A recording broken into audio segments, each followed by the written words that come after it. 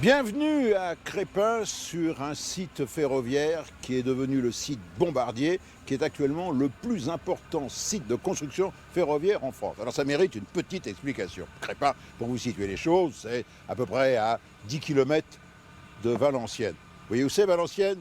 Nord-est de la France, une région tout de même assez malmenée par les restructurations économiques et qui a trouvé, il faut le reconnaître, un second souffle. Et la venue de Bombardier ici a permis de booster considérablement l'activité économique. Alors, petite explication, le site est un site historique, il est vieux de 125 ans. Vous en voyez les vestiges, ça s'appelait les ANF, les ateliers du nord de la France. Vous voyez, quand on voit, regardez tout au fond, ces lignes de bâtiments, ça trahit les origines. Et puis là-bas, vous allez le voir, il y a un magnifique château d'eau, c'est des vestiges de l'attraction à vapeur. Et oui, ici, on a commencé d'abord par construire des machines à vapeur. Machines à vapeur, le nom, ça vous dit quelque chose? Blanc-Misseron, il y en a encore. Il y en a encore des 0,20, des 0,30 Blanc-Misseron qui roulent. On a construit des voitures voyageurs, on a construit des wagons de marchandises, on se souvient des wagons-citernes, on se souvient des fameux wagons trémies pour le ballast. On a construit les autorails du nord de la France avec un nez pointu, c'était pas ce qu'il y avait de plus réussi. Bref, un gros centre ferroviaire, mais qui a été détruit à deux reprises, la guerre de 14 et la guerre de 40, et qui n'a pas trouvé son second souffle dans le développement économique, et resté un peu en marge de la grande mouvance, le renouveau du chemin de fer dans les années 70 avec l'arrivée du TGV. Tant et si bien qu'en 1989, cette entreprise était quasiment au bord de la faillite. Ce qui l'a sauvé, c'est un repreneur, et ce repreneur, ça a été le Canadien Bombardier. Alors ça mérite une petite explication. Bombardier, pour vous, ça ne représente pas grand-chose, c'est tout de même une très belle entreprise canadienne. Et Bombardier est connu pour avoir inventé la motoneige, le fameux skidoo. Bombardier s'est diversifié, a étendu son champ d'application, s'est intéressé avec succès à l'aéronautique et fait de très beaux avions régionaux. Et puis Bombardier, c'est aussi la construction ferroviaire, mais côté continent nord-américain notamment, avec des métros. Et donc, si Bombardier voulait se développer, le marché n'était pas aux États-Unis où le chemin de fer tout de même était vu d'un mauvais œil, c'était le tout avion et le tout bagnole. Et donc, il restait à Bombardier à aller vers l'Europe, le vieux continent. Et là, la stratégie industrielle, ça a été de reprendre les activités en dépôt de bilan, de façon à avoir le marché, la clientèle et surtout l'outil industriel et le savoir-faire. Et c'est ainsi que Bombardier a mis la main sur le belge Brugeois et Nivelle, célèbre pour ses voitures et ses tramways, s'est intéressé à Altran, vestige de l'Allemagne de l'Est, dans la construction ferroviaire, une très belle entreprise, et puis les ateliers du nord de la France, les ANF. Et voici pourquoi nous sommes donc sur un site Bombardier. Mais il restait à Bombardier aussitôt à faire, ses armes en France et en Europe. Premier des contrats, en 89, c'était la construction des navettes d'Eurotunnel. Vous savez, ces énormes wagons dans lesquels on enfourne les camions. L'entreprise a continué sur d'anciennes commandes, et là, il y a eu deux traits de génie. Le premier trait de génie, vous le voyez ici, là, on est sur le parc, là, il y en a, là, en attente de livraison. Ça a été l'AGC, l'autorail grande capacité. Et oui, les régions ont décidé de prendre en main, dans la politique de régionalisation, bien entendu, leur mode de transport. Et donc, ils ont fait un appel d'offres. Mais surtout, l'intelligence de Bombardier, ça a été de se préoccuper de la demande du client et non pas de se voir, comme c'était souvent le cas, imposer un type de matériel. Et si vous n'en voulez pas, c'était la même chose. Eh bien là, ils ont fait une espèce de synthèse intelligente du tout. Et la réussite a été là, vous le voyez. Ça a été des machines qui étaient à 3 ou 4 voitures. Elles étaient soit diesel, soit électrique 1500 volts, soit électrique 25 000 volts, et pour certaines régions, pourquoi pas, et on y reviendra dans ce DVD, bimode, à la fois diesel, c'est-à-dire thermique quand il n'y a pas de caténaire, et électrique quand il y a de la caténaire. Et le succès était là, puisqu'ils ont eu 700, vous vous rendez compte, une série de 700, sur un matériel dont on peut faire varier l'équipement intérieur, la couleur des sièges, la décoration extérieure. Autrement dit, ils ont conçu un AGC modulaire. Ça a été le clé du succès, avec surtout la qualité. Fini ces engins de pré-série qui tombaient en panne. Nous, les usagers, on l'a vu trop souvent. Et puis le deuxième trait de génie, après l'AGC, ça a été de répondre et de gagner, de remporter l'appel d'offres. C'était pas facile pour la région parisienne, les nouvelles rames de la banlieue parisienne que l'on appelle le NAT, mais que l'on appelle le Francilien. On les verra tout à l'heure, elles sont ici en construction. Donc, ce DVD, et nous devions dans cette série lui rendre hommage, est consacré à ceux qui aiment le chemin de fer, et Bombardier fait partie de cela. Et ce qui est étonnant ici, vous le verrez sur ce site, c'est le professionnalisme des gens, et ce sont des gens, des techniciens, des ouvriers, des ingénieurs qui aiment le chemin de fer comme nous, et comme vous, nous l'aimons. Donc, dans ce DVD, un film et 4 bonus. Le film, à tout seigneur, tout honneur, j'appellerais ça la visite guidée de Bombardier. Premier bonus, le matériel, à tout seigneur, tout honneur, le NAT, le Francilien. Le deuxième bonus, comment ça marche? Eh bien, le Bibi, le bimode. On l'avait fait dans un DVD, on avait fait Paris 3. Eh bien là, vous allez voir l'explication comment ça marche, un bimode. Troisième bonus, eh bien, des idées d'avance, et oui, il y en avait dans le chemin de fer. Eh bien, en 1983, le gouvernement de François Mitterrand a, j'oserais dire, s'est penché sur les 50 ans de la SNCF, et il fallait à nouveau, disons, redéfinir le cadre d'application de la SNCF. La société avait évolué, on allait vers la régionalisation, redéfinir la nouvelle SNCF, eh bien c'était une réunion qui s'est tenue à la gare Saint-Lazare. Mais ça, c'est notre séquence rétro et un document historique. Et enfin, un homme, un métier, à tout seigneur, tout honneur, eh bien le directeur du centre, qui vient d'ailleurs, vous allez voir, du monde de l'automobile, le sympathique Éric Petit. Allez, bonne visite chez Bombardier.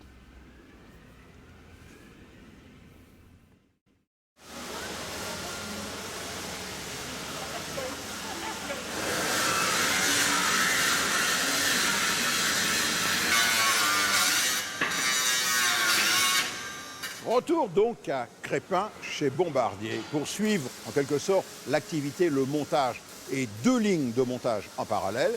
D'un côté AGC, autorail grande capacité, et de l'autre, beaucoup plus moderne, on le verra, le Francilien. Alors le point de départ, c'est d'abord la matière première, vous voyez, c'est la tôle, bien entendu. Et vous voyez comment on procède, toujours de la même façon. On commence par faire des petits éléments que l'on assemble, pour finir par, vous voyez, des grands panneaux. Ça, vous le reconnaissez, c'est pour des rames à 2 étages. Vous voyez, on voit les découpes des fenêtres en bas et en haut. Ensuite, tous ces éléments donc, sont rassemblés. On met ce qu'on appelle des cadres de montage pour bien définir les positions. Et après, eh bien, c'est comme dans la construction navale, eh bien, c'est le savoir-faire, le coup de main, il vient de taper dessus, du soudeur à l'arc. Et là, vous voyez ce que l'on appelle un chaudron, le voilà, qui commence à prendre forme.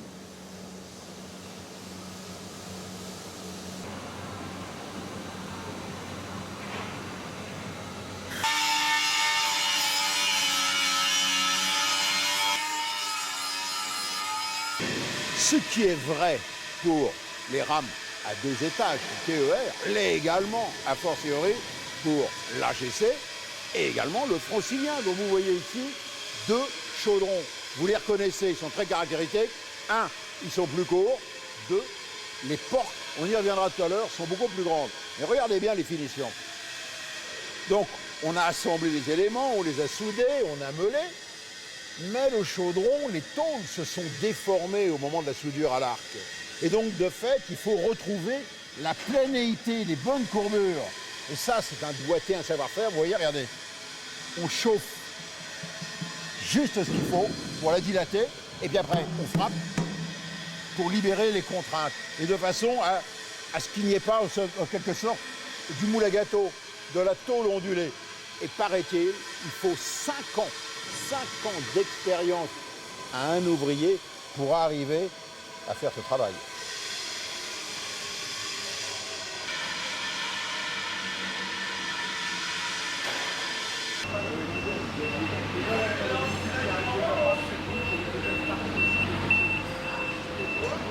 Alors la suite, ça se passe d'abord en Belgique, chez Brugeoise. Vous savez, c'est une entreprise qui a été rachetée par Bombardier, où là, on va procéder à l'après, la peinture, et puis les premiers travaux sur ce qu'on appelle le chaudron.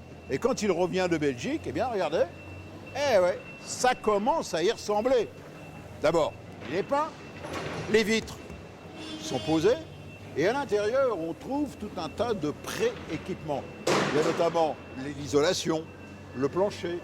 Des gaines sont passées pour le câblage. En toiture, vous allez le voir, eh bien, il y a aussi déjà des pré-câblage qui est effectué. Autrement dit, ce chaudron tel qu'il est, il est prêt, j'oserais dire, à recevoir maintenant ces équipements pour devenir fonctionnel. Et regardez bien, ça se passe. Il y a la Bigaro. Ça se passe, vous voyez, dans un hall immense de près de 400 mètres de long. 400 mètres de long, c'est la longueur du drame de TGV. On pourrait assembler les TGV. Où là, il y a une succession de postes. Vous savez, ça nous rappelle quoi? Eh bien, la construction automobile, où à chaque poste, il y a une tâche bien précise, avec, bien entendu, sur chaque poste, les contrôles de qualité. Car ici, le souci, c'est la qualité. On ne veut pas que ces matériels tombent en panne en ligne, ou tout le moins, s'ils tombent en panne, qu'on puisse les dépanner, et surtout, le moins souvent possible. Donc, immense chaîne d'assemblage, un chaudron comme ça arrive, et il ressort, posé sur ses bogies. Une succession de postes, eh bien, on commence par les équipements, on fait du pré-câblage électrique, on pose les gaines de ventilation, on va poser la climatisation, sur la toiture, on met les équipements électriques, le pantographe, le transformateur quand il y en a un, la climatisation de la voiture. On pose les encadrements des baies vitrées. Tout doucement, on commence à habiller les armoires électriques, le pupitre, parce que ce sont des motrices, et ainsi de suite, de poste en poste, pour arriver à la fin. Si c'est un autorail, on met le moteur diesel avec son alternateur sous la caisse. On finit les câblages électriques, et puis après, le dernier poste, où là, vraiment, la motrice ressemble à une vraie motrice, c'est la pose sur les bogies.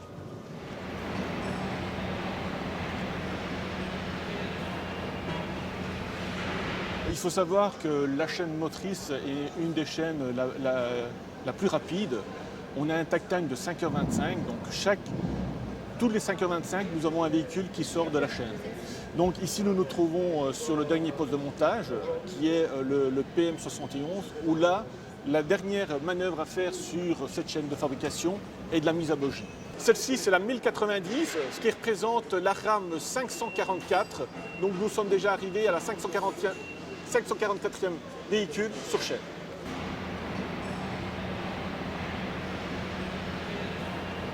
Lorsque l'on vient de voir avec la chaîne de montage des AGC, ici chez Bombardier, on va retrouver à peu de choses près la même chose sous une deuxième chaîne de montage, parallèle à la première, dans un autre hall, toujours 400 mètres de long, mais un hall beaucoup plus moderne, spécialement dédié aux franciliens. Alors le francilien, on va le découvrir tout à l'heure, dans un bonus, mais au préalable, regardez, voilà, tel que ça sort, je voudrais dire, brut, pas de fonderie, mais brut de peinture. Le chaudron est quasiment nu, juste avec les petits revêtements internes. Mais on note tout de suite deux choses. Regardez, la première chose, c'est d'abord, c'est un peu plus grand, un peu plus large qu'une voiture normale. Deuxièmement, vous voyez, là, la découpe qui permet l'intercirculation, c'est-à-dire permettre le flux des voyageurs d'une voiture à une autre. Je vous rappelle qu'une rame est composée généralement de deux motrices encadreurs, 6 remorques.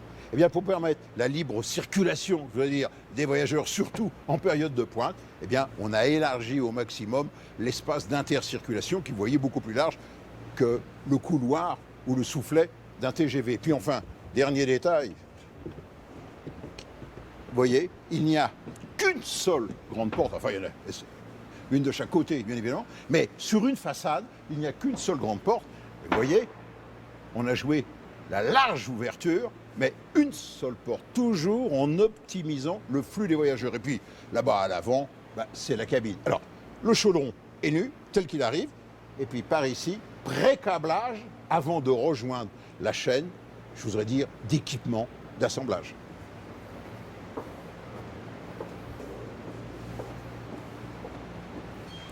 Donc, deuxième poste, le pré-câblage. Mais vous voyez tout de suite, comme dit Anne, on joue le passe-plat. C'est une chaîne de montage moderne. Parce que regardez, là, vous avez le magasin, pièces détachées. Et juste en face, il n'y a que la rue à traverser, eh bien vous retrouvez notre chaudron qui est en cours de pré-câblage.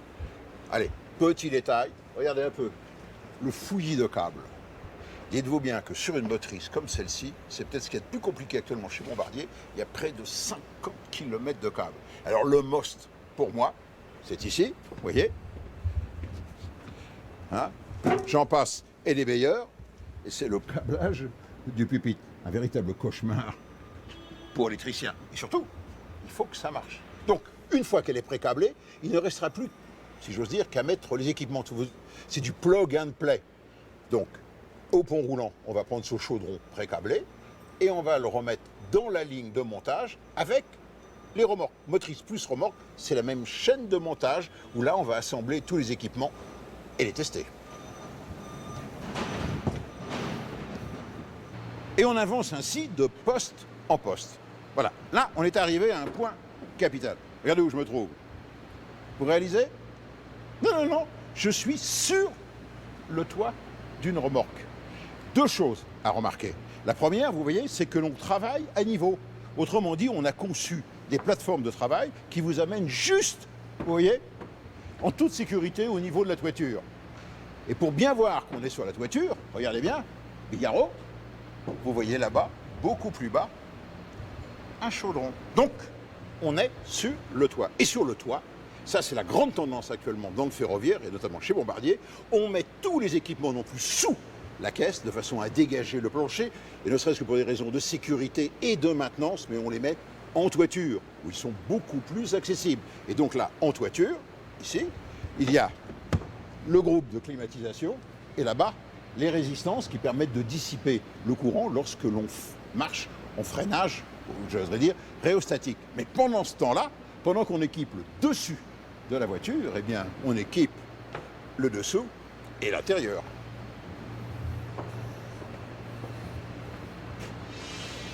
Voilà, dernier stade.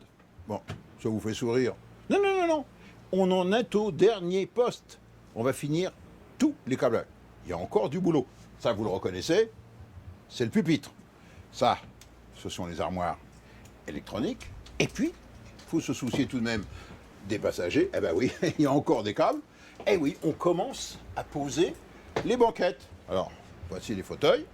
Vous remarquez qu'ils sont montés, ce qu'on appelle un montage cantilever. Vous voyez, il n'y a pas de pied dessous, de façon à pouvoir mettre les bagages. Parce qu'il n'y a pas de rack pour les bagages. Et simplement, bon, il y a les sièges. Bon, passons sur le confort. C'est peut-être mieux que du Lacroix, finalement. Donc, la rame, peu à peu, s'équipe. Et lorsqu'elle va être complètement terminée, on va procéder donc à des tests fil à fil, pour savoir que si je mets le courant là, ça arrive bien à la bonne extrémité, qu'il n'y a pas d'erreur. Puis après, eh bien, on va la mettre sur ces bogies. Là, il y a une particularité. Vous voyez que la rame n'est pas portée par des chariots qui roulent sur des rails et qu'on pousse à la main, mais elle est portée par des berceaux métalliques qui roulent comme un pont roulant, si vous voulez. Il y a deux chemins de roulement comme un pont roulant. Ça, c'est une grande innovation, toujours dans le but de faciliter l'accès. Vous avez vu, il y a des plateformes en haut qui permettent d'accéder directement au toit. Et bien là, il y a des plateformes à hauteur qui permettent d'accéder au plancher. Donc, après, la suite, eh bien, c'est comme pour les AGC, c'est la mise sur bogie, et puis ce sont les tests. Car ici, il y a un thème qui est dominant en permanence, c'est la qualité. Un dernier détail. Vous savez que dans une rame, dans le prix de la rame, les portes ne représentent que 2% du prix de la rame. Et pourtant, et les fabricants le savent bien, c'est 20% des embêtements. Et oui, ces portes font un dur travail. Elles fonctionnent, elles sont malmenées. Les voyageurs ne sont pas toujours très soigneux, très précautionneux. Et donc, ça occasionne beaucoup de problèmes de maintenance. Et voilà pourquoi ici, chez Bombardier, on a un banc d'essai, comme pour pas mal d'organes. Vous l'avez vu pour les crash tests, mais également, il y a un banc d'essai pour les fermetures et les portes. Car le souci, je le répète, qui domine ici, on veut que ça soit un matériel au service du public, car finalement, si c'est la région qui paye, c'est également le contribuable. Allez, bon voyage. Vous lisez bien.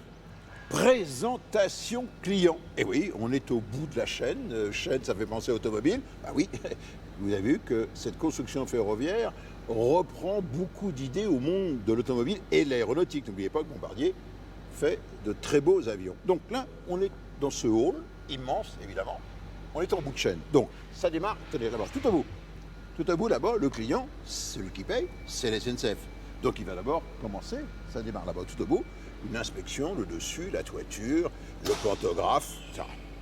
Ensuite, deuxième inspection, on va passer dessous. Tenez, c'est par là. Vous avez là une fosse. Vous voyez ? Et on va passer sous la fosse et on va inspecter le dessous. Et après, après on va inspecter l'intérieur, voir la clim, les fauteuils, les équipements, les marchepieds, que les portes fonctionnent. Et après? Eh bien après, on va la mettre ici. Elle est là. Voilà. Elle est prête. Elle est prête? Pas tout à fait. Parce qu'il va y avoir ce qu'on appelle la présentation en ligne.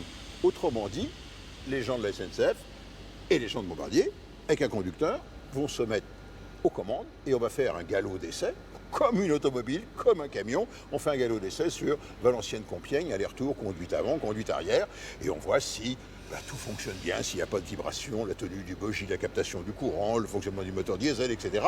Et puis également les essais de freinage, les alarmes, la veille automatique, les freinages d'urgence. Voilà.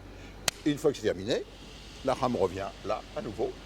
Et avant qu'elle ne sorte, re-inspection. On va passer dessous pour les diesels et on va passer dessus sur la toiture pour voir le comportement, par exemple, du pantographe, l'usure, les cordes, etc. Et après, elle est bonne pour le service, ou plutôt, vous voyez, c'est là-bas. Elles sont en attente, vous voyez, on est chez le concessionnaire, 1, 2, 3, 4, il y en a 5 qui attendent quoi? Eh bien, d'être expédiées, et elles sont expédiées. Elles partent, non pas avec un conducteur au volant, mais elles partent en fret, si vous voyez. Elles sont acheminées en convoi. Vous voyez, celle-là, elle rouspète, elle est prête pour partir. Et ciao.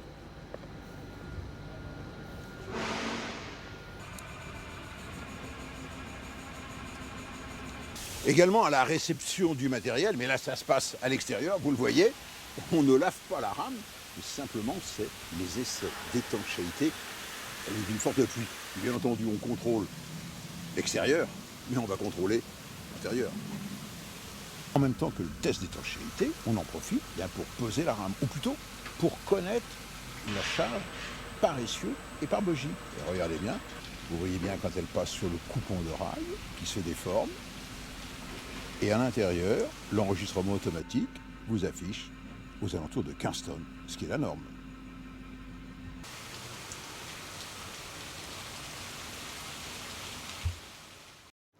Vous découvrez ici chez Bombardier en avant-première les rames, j'oserais dire de pré-série du futur matériel qu'on appelle le Transilien. Autrement dit, les rames automotrices de banlieue. Une commande 50% SNCF, 50% la région Île-de-France. Et là, en quelque sorte, on a innové. Pourquoi? Parce que pour la première fois, on s'est préoccupé véritablement des besoins des usagers. Autrement dit, on les a interrogés pour savoir qu'est-ce qu'ils voulaient comme matériel.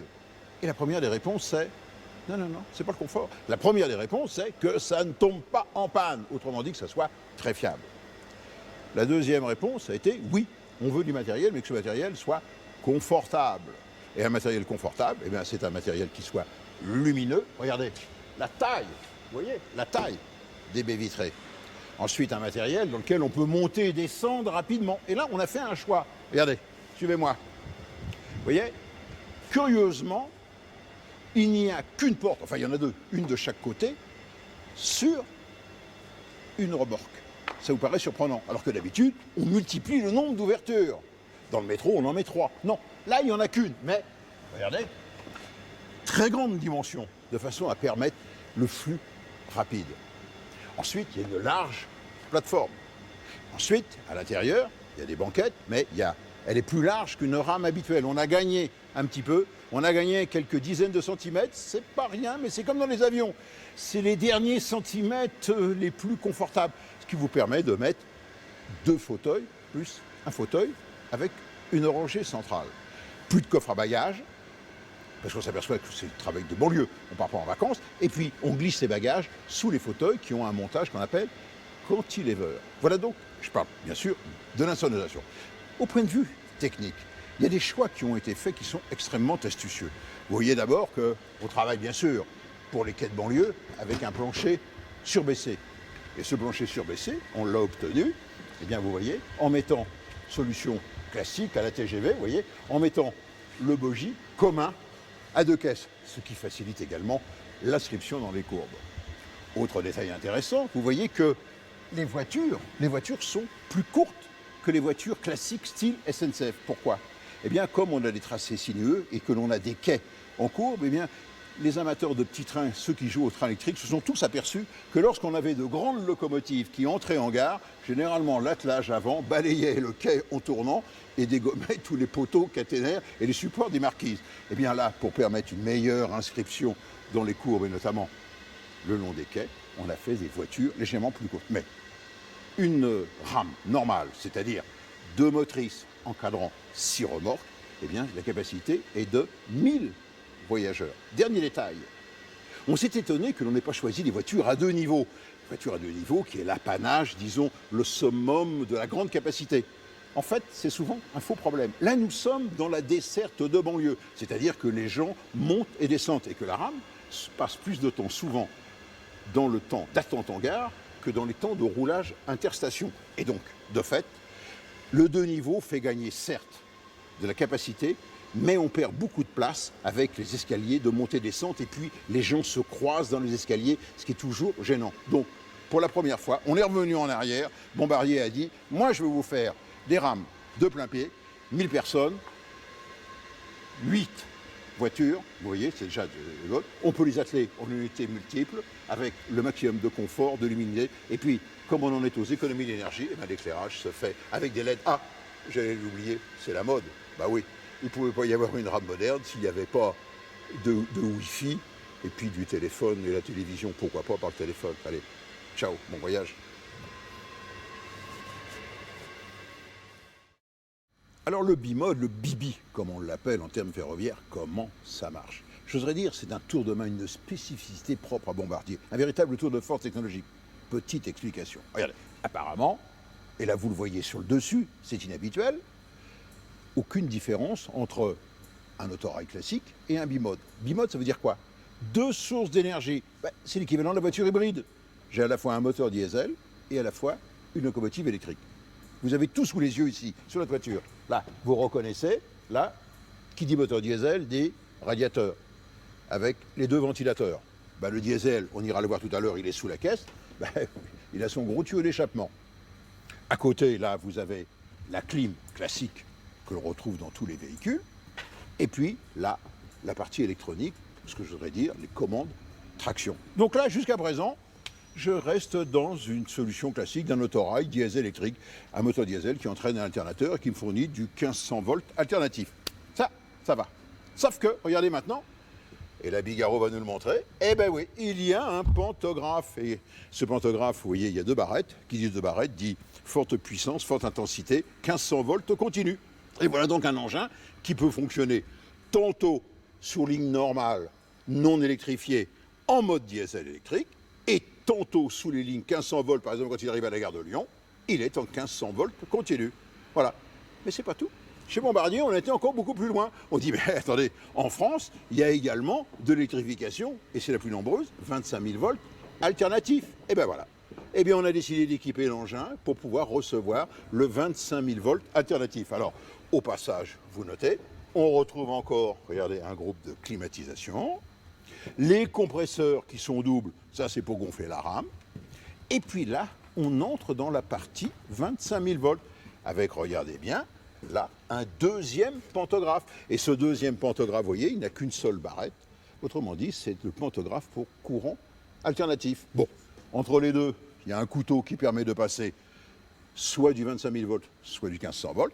Et puis comme je suis en 25 000 volts comme les locomotives normales de la SNCF, eh bien, je vais retrouver le sempiternel transformateur. Le voici, avec son unité de refroidissement, qui va m'abaisser la tension de 25 000 volts à 1500 volts alternatifs pour alimenter les moteurs. Vous voyez, c'est pas mal. Voilà un engin, en somme, qui peut circuler sur toutes les lignes de la SNCF. Mais en soi, si l'idée était dans l'air, encore fallait-il pouvoir la réaliser. Et ça, c'est un véritable tour de force. C'était a priori facile de prendre 2 choses existantes, électrique et diesel, et de les mettre ensemble. Mais il fallait trouver, par exemple, le transformateur en toiture, tout ce qui était masse. C'était très important de savoir comment on situait les masses, parce qu'autrement, si on ne gère pas bien les masses, on ne sait pas mettre les gens à la place. Donc ça a été vraiment faire preuve d'ingéniosité pour résoudre ce problème. Le bilan est très positif. On est resté très pragmatique, prendre 2 systèmes qui existaient, les mettre ensemble, pas réinventer l'eau chaude, comme on pourrait dire, et de les mettre ensemble, et ça marche très bien. Je veux dire, il n'y a pas de souci.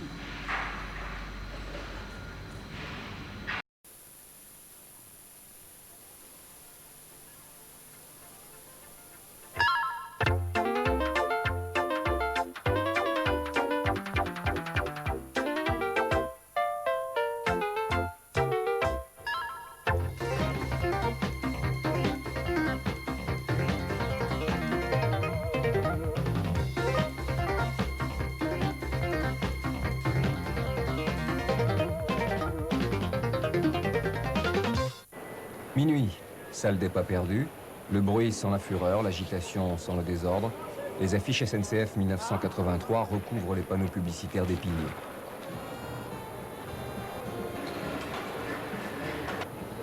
Les voiles et les rideaux dissimulent les structures métalliques. Tu les colles complètement de ce côté-là. Les boutiques disparaissent derrière les cloisons.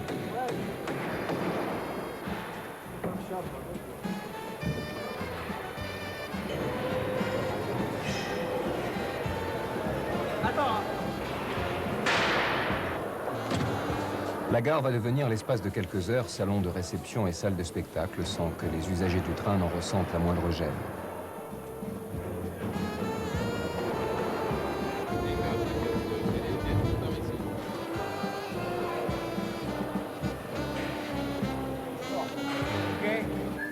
Les passages de Versailles et de Saint-Germain se cloisonnent pendant que des spécialistes reconstituent tranche par tranche l'œuvre de Monet et celle de Vera da Silva.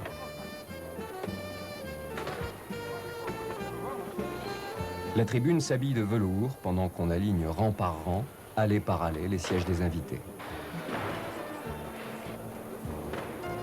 9 heures, à zone réservée à la manifestation, dans la salle des pas perdus se ferme au public. Tout est presque prêt, quelques détails à rectifier par-ci par-là, un coup de cutter pour un bout de tapis rouge qui dépasse, un panneau qu'on déplace, et on lance la nappe sur les 150 mètres de tréteau dressés pour donner le vin d'honneur.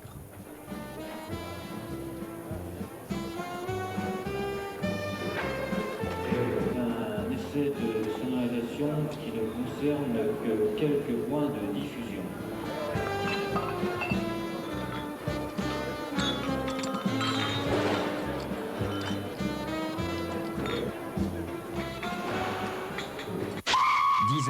Voie 4, sifflement strident, arrive la 230. On renoue avec Quai des Fumées. Voie 5, roulement d'acier, la rame 16 du TGV, les temps modernes.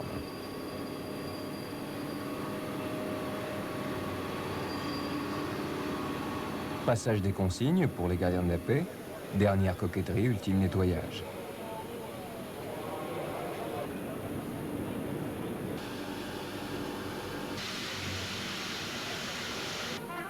Et en avant la musique.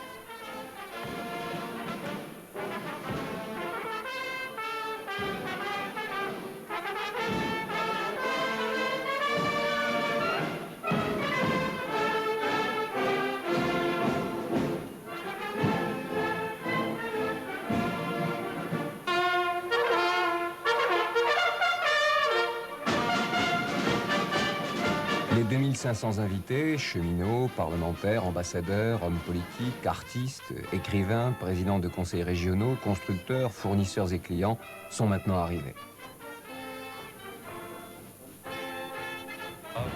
10h50, Monsieur le ministre d'État, ministre du Commerce extérieur, Michel Joubert.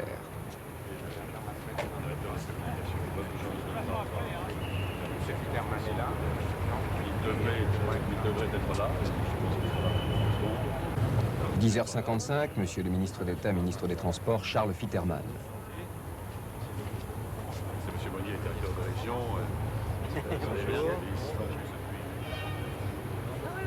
Les hôtesses à l'accueil remettent les derniers badges pour accéder aux zones réservées.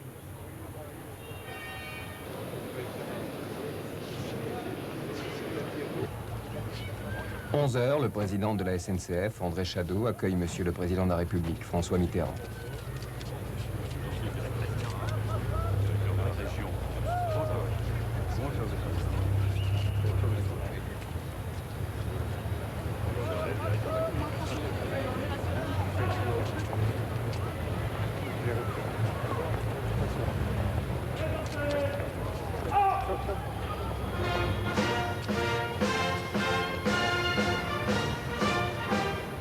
Pendant la cérémonie, le chef de l'État sera suivi par des équipes vidéo et ses déplacements à l'intérieur de la gare retransmis sur un écran géant placé à côté de la tribune, permettant à l'ensemble des participants d'assister au déroulement de la manifestation.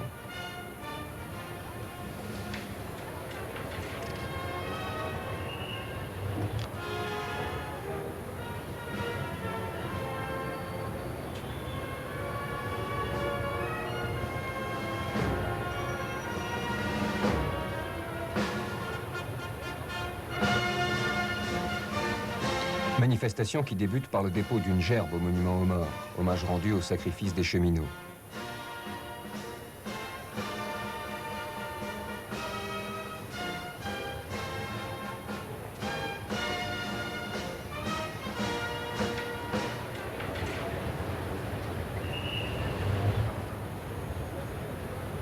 Le président de la République se fait présenter les porte-drapeaux et présidents des associations d'anciens combattants.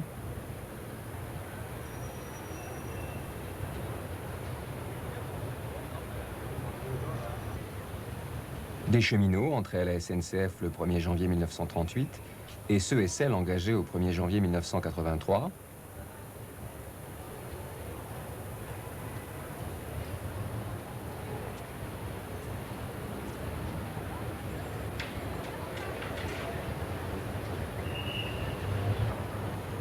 Le chef de circonscription et d'exploitation de Paris-Saint-Lazare, le conseil d'administration, la direction de l'entreprise et les organisations syndicales.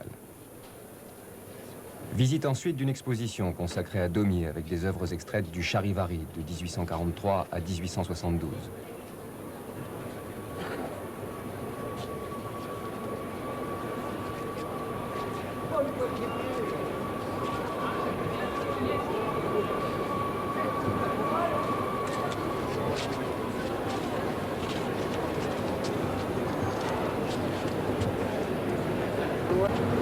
Le chef de l'État se dirige vers les voies 4 et 5 où sont exposés les matériels roulants.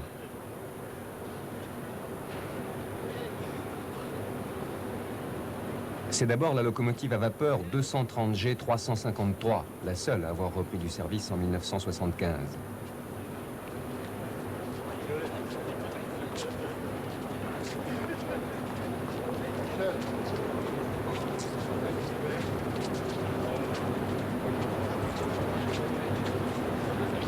Derrière elle, la locomotive électrique CC 7107, détentrice du record du monde en 1955 avec 331 km/h. Toujours en service commercial, elle a déjà parcouru 6,9 millions de kilomètres. Le président pénètre maintenant dans une voiture Corail avec un espace aire de jeu réservé aux enfants. 8 voitures de ce type circulent depuis 1982, incorporées à des trains dits famille, comportant aussi des voitures à local nursery.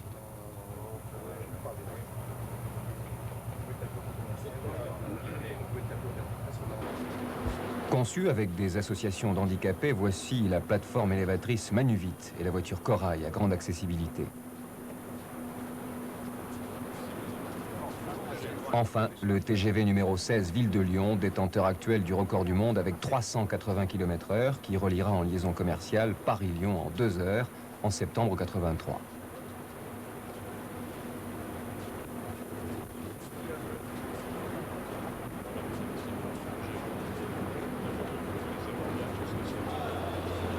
Présentation des originaux de lois et décrets des chemins de fer depuis 1837. Les conservateurs ont glissé ces précieux documents au dernier moment dans la vitrine. Et à 2 pas, les modèles réduits de la société Jouef, fabricant français de trains miniatures.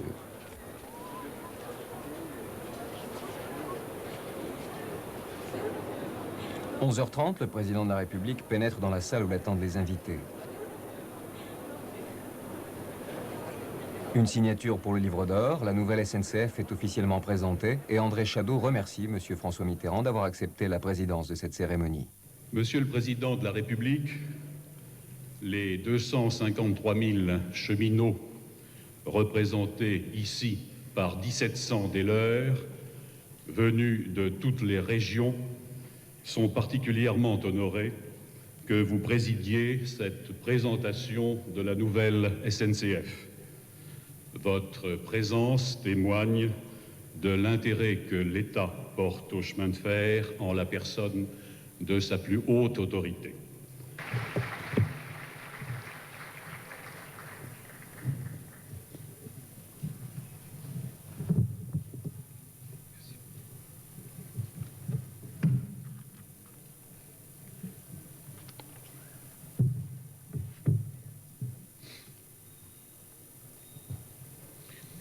Mesdames, Messieurs, c'est avec plaisir que j'ai accepté l'invitation de Monsieur le Président du Conseil d'administration à célébrer la nouvelle naissance d'une grande entreprise publique la SNCF. Oui, il s'agit bien pour la SNCF d'une seconde naissance. La loi d'orientation sur les transports intérieurs, adoptée au mois de décembre dernier, permet à la SNCF, à l'expiration de la Convention de 1937, qui fixait les rapports entre l'État et les anciens actionnaires privés, de voir son sort définitivement assuré et, au-delà, de conforter le statut, les droits et les devoirs des 250 000 cheminots et de leurs familles. Les usagers, qu'il s'agisse des voyageurs ou des entreprises, ont aujourd'hui le choix entre le rail, la route, l'avion ou la voie d'eau. C'est au rail, à la SNCF, de démontrer qu'il fournit à la collectivité comme à l'usager, dans les domaines où il excelle, le meilleur service. Pour cela, la SNCF doit améliorer sans cesse ses capacités d'accueil. J'ai pu le constater il y a un moment, en visitant quelques wagons en service nouveau. Ses capacités d'accueil et la qualité de ses contacts avec le public. Adapter ses services aux besoins de ses clients. En attirer d'autres par une politique commerciale ambitieuse. Tenir le plus grand compte des souhaits des usagers. Vous êtes, mesdames et messieurs qui appartenez à la SNCF ici présents, vous êtes un grand service public, vous êtes donc d'abord au service du public. Un nouveau cahier des charges est en préparation. Il fixera les rapports entre l'entreprise et l'État, avec la volonté de clarifier les responsabilités et de favoriser l'autonomie de gestion. En contrepartie d'un effort accru de productivité qui est une exigence pour toutes les entreprises, et notamment pour les entreprises publiques qui doivent se soumettre aux règles qui s'imposent.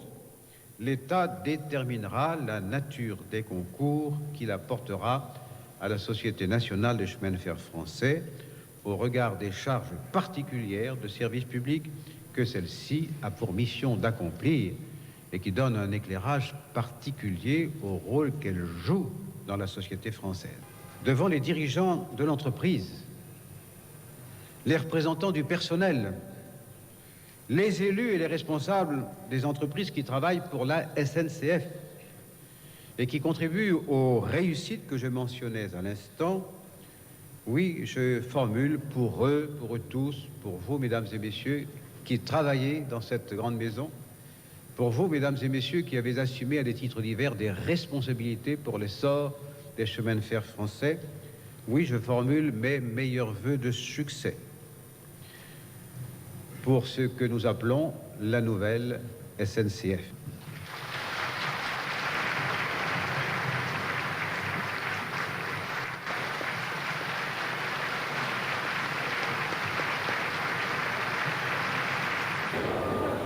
À 12 heures, l'exposition est ouverte à l'ensemble des invités. Dernier coup d'œil. Dernière escarbille nostalgique de la 230. 3 petits tours de trains électriques. Dernière occasion d'apercevoir le sceau de Louis-Philippe, l'original de la loi Napoléon.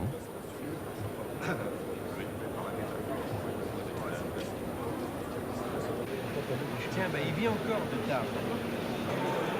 Premier verre ou dernier verre au vin d'honneur.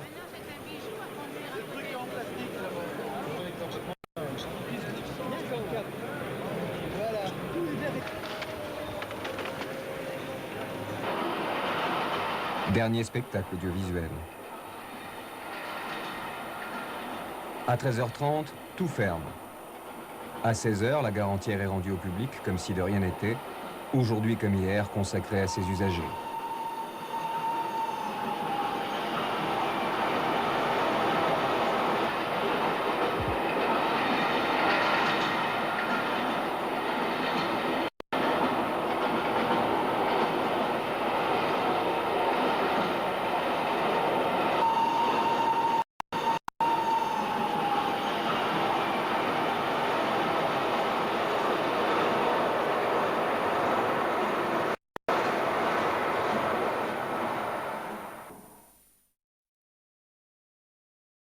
Vous êtes en fait ici, on vous accueille à Crespin, qui est le plus gros site ferroviaire français, Bombardier, avec une expertise remarquable, plus de 500 ingénieurs, 800 personnes en production, donc une vraie expertise dans le monde du ferroviaire. Et effectivement, aujourd'hui, on est leader dans le domaine.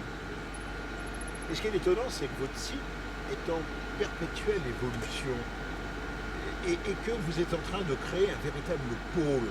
C'est-à-dire qu'il y a la construction ferroviaire, mais également autour de vous, vous allez amener tous vos sous-traitants. Effectivement, on développe une zone de sous-traitants très proche, un parc industriel fournisseur qui est tout proche, avec une capacité industrielle et de projets qui est en train de se développer de manière forte, puisqu'on est aujourd'hui attributaire de 2 gros projets, des TER pour la région française et également un train de banlieue pour la région parisienne. Mais quel est l'intérêt de regrouper les sous-traitants alors qu'on prenait la délocalisation? Vous êtes en train de tout relocaliser. En fait, on s'inspire des meilleures pratiques, notamment venant du monde automobile. Et donc, la proximité de nos fournisseurs fait qu'on améliore notre logistique, donc la faculté de livrer les pièces en juste à temps sur nos lignes de montage, et donc d'avoir une meilleure efficience industrielle et un meilleur service à notre client. Et d'éviter les transports. Et tout à fait. Bien évidemment, on évite les transports puisque la proximité de nos fournisseurs, ils sont à moins de 500 mètres du lieu où nous nous trouvons actuellement. Le trait de génie de Bombardier, quel est-il? C'est de s'être inspiré du monde de l'automobile pour le mettre dans le monde ferroviaire ou d'avoir flairé le marché. Par exemple avec les autorails de grande capacité, par exemple avec le bimode, la biénergie. Alors je dirais avant tout c'est d'avoir conçu, inventé, développé des trains innovants comme la biénergie dont vous parlez, mais également de s'être inspiré des meilleures pratiques dans le monde industriel, notamment le monde automobile, que nous appliquons, que nous développons et que nous spécifions pour l'industrie ferroviaire ici à Crespin. Alors l'exemple le plus frappant, c'est celui des Transiliens, où là, le souhait numéro 1, c'est bien sûr d'avoir du matériel performant et moderne, mais surtout qu'il ne tombe pas en panne. Effectivement, l'exemple le plus frappant, c'est le Francilien, qui a un taux de fiabilité remarquable et qui répond tout à fait aux attentes et aux exigences de notre client SNCF. Actuellement, plusieurs rames sont à l'essai. Les premières 7 rames sont à l'essai dans différents endroits, notamment en France, pour validation du concept. Et nous rentrons actuellement en production sur les 2 premiers trains de série qui seront en service le 12 décembre sur la région Paris-Nord, sur la ligne Paris-Nord-Luzarches. Notre spécificité aujourd'hui, c'est la banlieue, le TER. On a un produit sur la grande vitesse que nous allons vendre prochainement en Chine. Nous, ce que l'on souhaite, c'est rester le leader mondial dans le domaine du ferroviaire et explorer et proposer à nos clients des trains de plus en plus performants et de plus en plus innovants.